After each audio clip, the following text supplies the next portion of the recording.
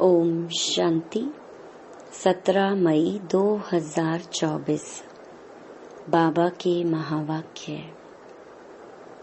मीठे बच्चे, गृहस्थ व्यवहार में रहते हुए ऐसा ट्रस्टी बनो जो किसी भी चीज में आसक्ति ना रहे। हमारा कुछ भी नहीं, ऐसा बैगर बन जाओ। प्रश्न: तुम बच्चों के पुरुषार्थ की मंजिल कौन सी है? उत्तर: आप मर गई दुनिया, यही है तुम्हारी मंजिल। शरीर से ममत्व टूट जाए, ऐसा बैगर बनो जो कुछ भी याद ना आए। आत्मा अशरीरी बन जाए। बस हमको वापस जाना है, ऐसा पुरुषार्थ करने वाले बैगर टू प्रिंस बनते हैं। तुम बच्चे ही फकीर से अमीर, अमीर से फकीर बनते हो।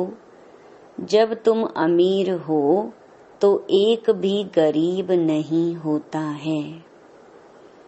ओम शांति। बाप बच्चों से पूछते हैं कि आत्मा सुनती है या शरीर सुनता है? आत्मा सुनेगी जरूर शरीर द्वारा। बच्चे लिखते भी ऐसे हैं, फलाने की आत्मा बाप दादा को याद करती है। फलाने की आत्मा आज फलानी जगह जाती है। यह जैसे आदत पड़ जाती है। हम आत्मा हैं क्योंकि बच्चों को आत्म अभिमानी बनना है। जहाँ भी देखते हो जानते हो आत्मा और शरीर हैं, और इनमें हैं दो आत्माएं। एक को आत्मा और एक को परमात्मा कहते हैं।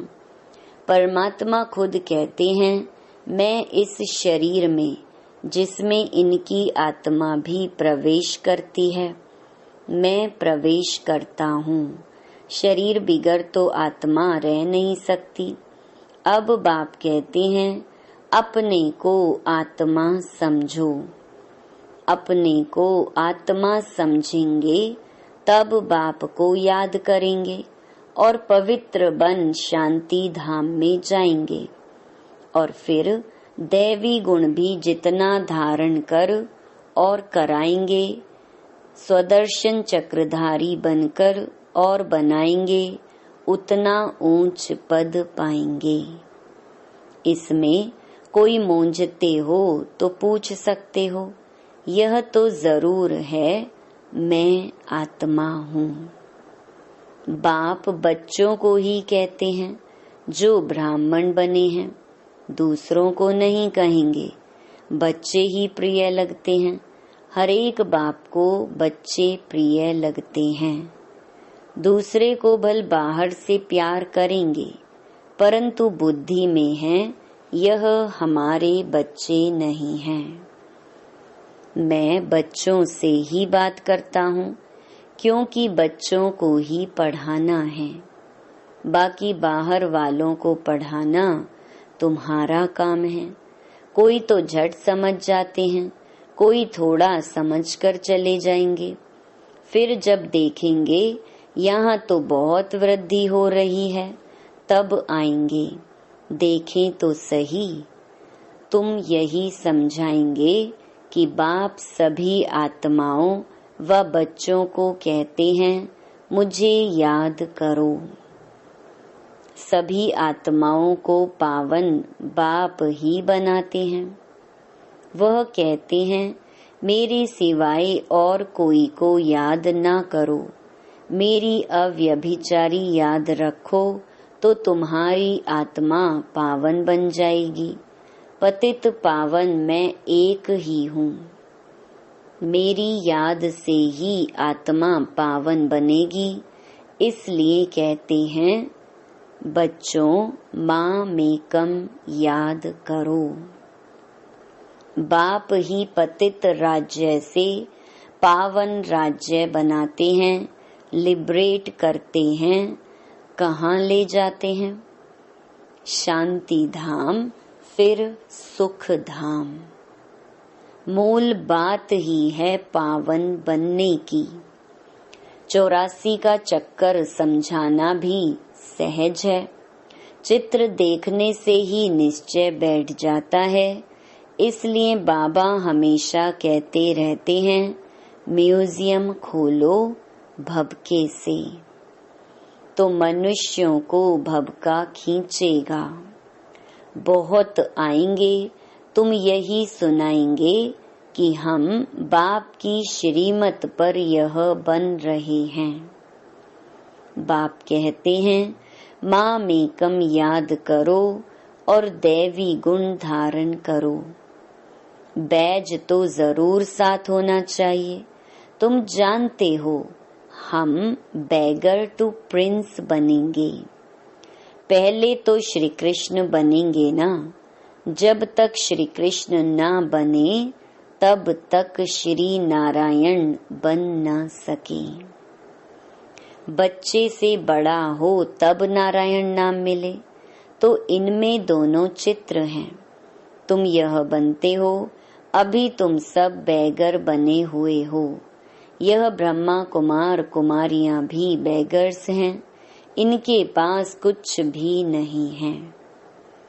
बैगर अर्थात जिनके पास कुछ भी ना हो। कोई को हम बैगर नहीं कहेंगे। यह बाबा तो है सबसे बड़ा बैगर। इसमें पूरा बैगर बनना होता है। गृहस्थ व्यवहार में रहते आसक्ति तोड़नी होती है। तुमने ड्रामा अनुसार आसक्ति तोड़ दी है। निश्चय बुद्धि ही जानते हैं, हमारा जो कुछ है वह बाबा को दे दिया। कहते भी है ना, हे भगवान, आपने जो कुछ दिया है वह आपका ही है, हमारा नहीं है। वह तो होता है भक्ति मार्ग। उस समय तो बाबा दूर था, अब बाबा बहुत नजदीक है। सामने उनका बनना होता है। तुम कहते हो बाबा, बाबा के शरीर को नहीं देखना है। बुद्धि चली जाती है ऊपर। भल यह लोन लिया हुआ शरीर है, परंतु तुम्हारी बुद्धि में है हम शिव बाबा से बात करते हैं। यह तो किराए पर लिया हुआ रथ है, उनका थोड़े ही है। यह तो जरूर है जितना बड़ा आदमी होगा तो किराया भी बहुत मिलेगा। मकान मालिक देखेगा राजा मकान लेते हैं तो 1000 किराए का 4000 बोल देगा, क्योंकि समझते हैं यह तो धनवान है। राजे लोग कभी भी बोलेंगे नहीं कि यह तो जास्ती लेते हो। नहीं, उन्हों को पैसे आदि की परवाह ही नहीं रहती है। वह खुद कोई से बात नहीं करते हैं, प्राइवेट सेक्रेटरी ही बात करते हैं। आजकल तो रिश्वत बिगर काम नहीं चलता। बाबा तो बहुत अनुभवी है। वो लोग बड़े रॉयल होते हैं। चीज पसंद की बस, फिर सेक्रेटरी को कहेंगे इनसे फैसला कर ले आओ। ऐसे माल खोल कर रखेंगे। महाराजा महारानी दोनों आएंगे। जो चीज पसंद होगी उन पर सिर्फ आंख से इशारा करेंगे। सेक्रेटरी बात कर बीच में अपना हिस्सा निकाल लेते हैं। कोई राजाएं साथ में पैसा ले आते। सेक्रेटरी को कहेंगे इनको पैसा दे दो। बाबा तो सबके कनेक्शन में आए हैं, जानते हैं कैसे कैसे उन्हों की एक्ट चलती है। जैसे राजाओं के पास खजांची रहते हैं, वैसे यहाँ भी शिव बाबा का खजांची है, यह तो ट्रस्टी है। बाबा का इनमें कोई मोह नहीं है। इसने अपने पैसे में ही मोह नहीं रखा, सब कुछ शिव बाबा को दे दिया, तो फिर शिव बाबा के धन में मोह कैसे रखेंगे।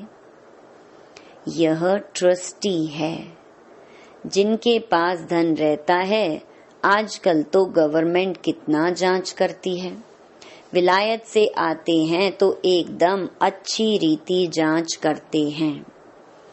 अब तुम बच्चे जानते हो कैसे बैगर बनना है, कुछ भी याद ना आए।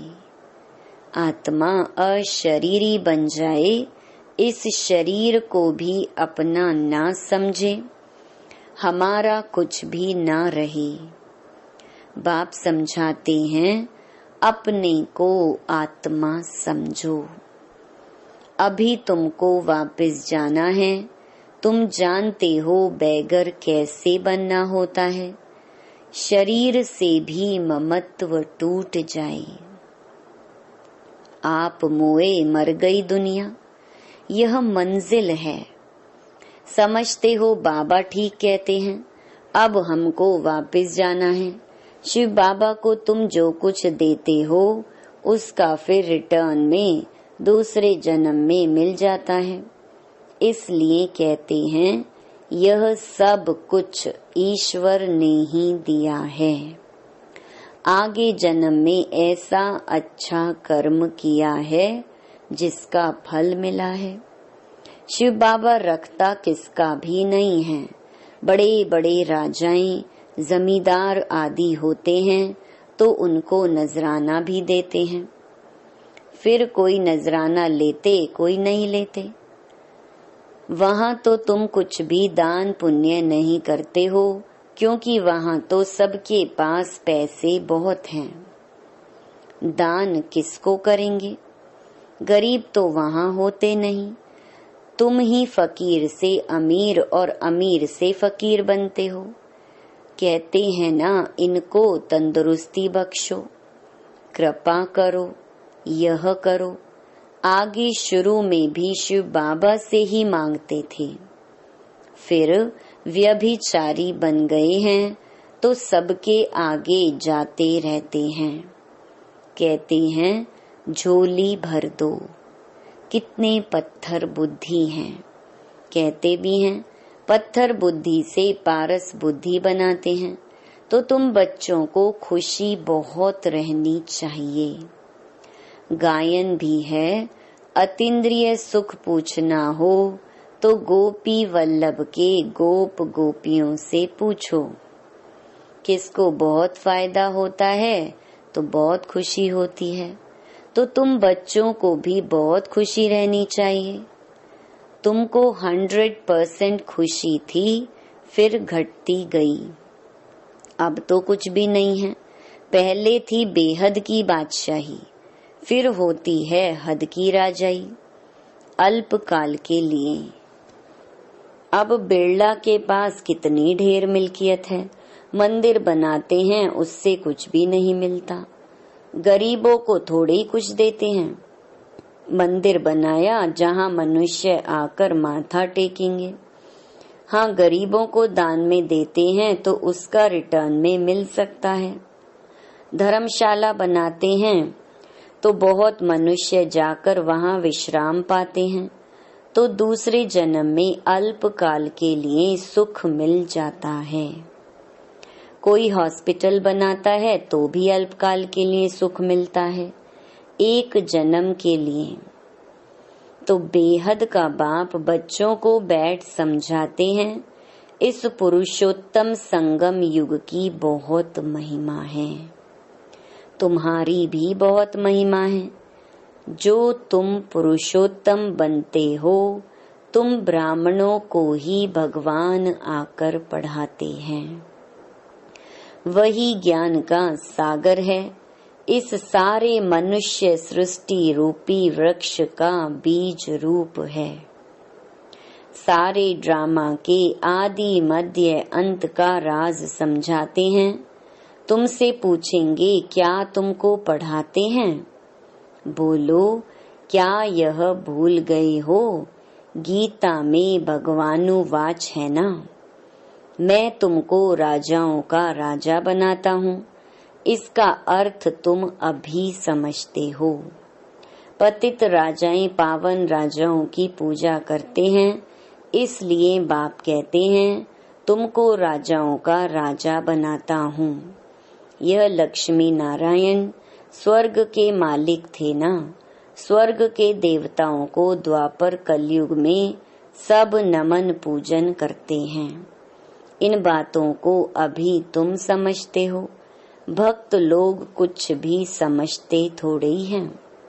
वह तो सिर्फ शास्त्रों की कहानियां पढ़ते सुनते रहते हैं। बाप कहते हैं तुम जो गीता आधा कल्प से पढ़ते सुनते आए हो, उससे कुछ प्राप्ति हुई? पेट तो कुछ भी भरा नहीं। अभी तुम्हारा पेट भर रहा है। तुम जानते हो यह पार्ट एक ही बार चलता है। खुद भगवान कहते हैं मैं इस तन में प्रवेश करता हूँ। बाप इनके द्वारा बोलते हैं तो जरूर प्रवेश करेंगे। ऊपर से डायरेक्शन देंगे क्या? कहते हैं मैं सम्मुख आता हूँ। अभी तुम सुन रहे हो। यह ब्रह्मा भी कुछ नहीं जानते थे, अभी जानते जाते हैं। बाकी गंगा का पानी पावन करने वाला नहीं है, यह है ज्ञान की बात। तुम जानते हो बाप सम्मुख बैठे हैं, तुम्हारी बुद्धि अब ऊपर में नहीं जाएगी। यह है उनका रथ। इनको बाबा बूट भी कहते हैं, डिब्बी भी कहते हैं। इस डिब्बी में वह हीरा है। कितनी फर्स्ट क्लास चीज है। इनको तो रखना चाहिए सोने की डिब्बी में। गोल्डन एजेड डिब्बी बनाते हैं। बाबा कहते हैं ना, धोबी के घर से गई छू। इनको कहते हैं छू मंतर। छू मंतर से सेकंड में जीवन मुक्ति, इसीलिए उनको जादूगर भी कहते हैं। सेकंड में निश्चय हो जाता है हम यह बनेंगे। यह बातें अभी तुम प्रैक्टिकल में सुनते हो। पहले जब सत्यनारायण की कथा सुनते थे तो यह समझते थे क्या? उस समय तो कथा सुनते समय विलायत, स्टीमर आदि याद रहता है। सत्यनारायण की कथा सुनकर फिर मुसाफरी पर जाते थे, वह तो फिर लौट आते थे। बाप तो कहते हैं तुमको फिर इस छीछी दुनिया में लौटना नहीं है। भारत अमर लोक स्वर्ग देवी देवताओं का राज्य था। यह लक्ष्मी नारायण विश्व के मालिक है ना। इनके राज्य में पवित्रता, सुख, शांति थी। दुनिया भी यह मांगती है विश्व में शांति हो, सब मिलकर एक हो जाएं। अब इतने सब धर्म मिलकर एक कैसे होंगे? हर एक का धर्म अलग, फीचर्स अलग अलग, सब एक कैसे होंगे? वह तो है ही शांति धाम, सुख धाम। वहाँ एक धर्म, एक राज्य होता है, दूसरा कोई धर्म ही नहीं जो ताली बजे। उसको विश्व में शांति कहा जाता है। अभी तुम बच्चों को बाप पढ़ा रहे हैं, यह भी जानते हो सब बच्चे एक रस नहीं पढ़ते हैं, नंबर वार तो होते ही हैं। यह भी राजधानी स्थापन हो रही है। बच्चों को कितना समझदार बनाया जाता है। यह है ईश्वरीय यूनिवर्सिटी। भक्त लोग समझते नहीं। अनेक बार सुना भी है भगवानुवाच, क्योंकि गीता ही भारतवासियों का धर्म शास्त्र है। गीता की तो अपरम अपार महिमा है। सर्वशास्त्रमयी शिरोमणि भगवत गीता है। शिरोमणि अर्थात श्रेष्ठ ते श्रेष्ठ पतित पावन सदगति दाता है ही एक भगवान, जो सभी आत्माओं का बाप है। भारतवासी अर्थ को समझते नहीं हैं, बेसमझी से सिर्फ कह देते हैं सब भाई भाई हैं। अभी तुमको बाप ने समझाया है, हम भाई भाई हैं। हम शांति धाम के रहने वाले हैं। यहाँ पाठ बजाते बजाते हम बाप को भी भूल जाते हैं तो घर को भी भूल जाते हैं। जो बाप भारत को सारे विश्व का राज्य देते हैं, उनको सब भूल जाते हैं। ये सब राज बाप ही समझाते हैं। अच्छा, मीठे मीठे सिकिलधे बच्चों प्रति माता पिता बाप दादा का याद प्यार और गुड मॉर्निंग। रूहानी बाप की रूहानी बच्चों को नमस्ते। धारणा के लिए मुख्य सार। पहला, अतीन्द्रिय सुख का अनुभव करने के लिए स्मृति रहे कि यही पुरुषोत्तम संगम युग है, जबकि हमें भगवान पढ़ाते हैं, जिससे हम राजाओं का राजा बनेंगे। अभी ही हमें ड्रामा के आदि मध्य अंत का ज्ञान है। दूसरा, अब वापस घर जाना है, इसलिए इस शरीर से भी पूरा बैगर बनना है। इसे भूल अपने को अशरीरी आत्मा समझना है। वरदान, सदा संतुष्ट रहे, अपनी दृष्टि वृत्ति कृति द्वारा संतुष्टता की अनुभूति कराने वाले संतुष्ट मणि भव। ब्राह्मण कुल में विशेष आत्माएं वो हैं जो सदा संतुष्टता की विशेषता द्वारा स्वयं भी संतुष्ट रहती हैं और अपनी दृष्टि वृत्ति और कृति द्वारा औरों को भी संतुष्टता की अनुभूति कराती हैं। वही संतुष्ट मणियां हैं जो सदा संकल्प बोल संगठन के संबंध संपर्क व कर्म में बाप दादा द्वारा अपने ऊपर संतुष्टता के गोल्डन पुष्पों की वर्षा अनुभव करती हैं। ऐसी संतुष्ट मणियां ही बाप दादा के गले का हार बनती हैं, राज्य अधिकारी बनती हैं और भक्तों के सिमरन की माला बनती हैं। स्लोगन, नेगेटिव और वेस्ट को समाप्त कर मेहनत मुक्त बनो। ओम शांति।